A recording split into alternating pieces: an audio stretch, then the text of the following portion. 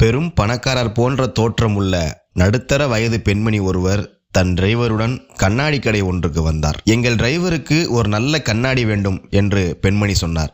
Driver தனக்கு contactor எழுதி கொடுத்த சீட்டை எடுத்து கடைக்காரரிடம் கொடுத்தார். அதற்கு ஏற்றபடி பார்வை திறன் தரும் லென்ஸை குறித்து கொண்ட கடைக்காரர் விதவிதமான ஃப்ரேம்களை எடுத்து காட்டினார். விலை குறைவானதா காட்டுங்க என்று டிரைவர் கேட்டபோது அந்த பெண்மணி குறுக்கிட்டு, பரவாயில்லை, நல்ல தரமானதா கொடுங்க என்றார். சில ஃப்ரேம்களை அணிந்து பார்த்து கடைசியாக ஒன்றை தேர்வு செய்தார் அந்த டிரைவர்.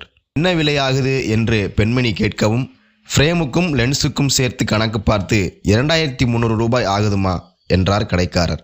அந்த பெண்மணி தன் கைப்பையில் இருந்து 2000 ரூபாயை எடுத்தார். டிரைவரிடம், நீங்க 300 ரூபாய் கொடுங்க என்று சொன்னார். தன் பாக்கெட்டில் இருந்து 10 ரூபாய், 20 ரூபாய், 50 ரூபாய் என்ற நோட்டுகளை எடுத்து எண்ணி கொடுத்தார் டிரைவர். கடைக்காரருக்கு, பாவம் இந்த டிரைவர், இதையும் இந்த பெண்மணி கொடுத்திருக்க கூடாதா என்று தோன்றியது. டிரைவர் கடைக்கு வெளியில் சென்றுவிட தனக்கு கூலிங் கிளாஸ் வாங்கினார் அந்த பெண்மணி. அப்போது கடைக்காரர் தன் மனதில் பட்டதை வெளிப்படையாக கேட்டுவிட்டார். அதற்கு அந்த பெண்மணி, 2000 ரூபாய் கொடுத்த எனக்கு 300 ரூபாய் பெருசில்லை. ஆனால் இந்த 300 ரூபாய் கூட கொடுக்காவிட்டால் அவருக்கு அந்த கண்ணாடியின் மதிப்பு தெரியாது. அதை அலட்சியமாக பயன்படுத்துவார், பாதுகாக்க மாட்டார்.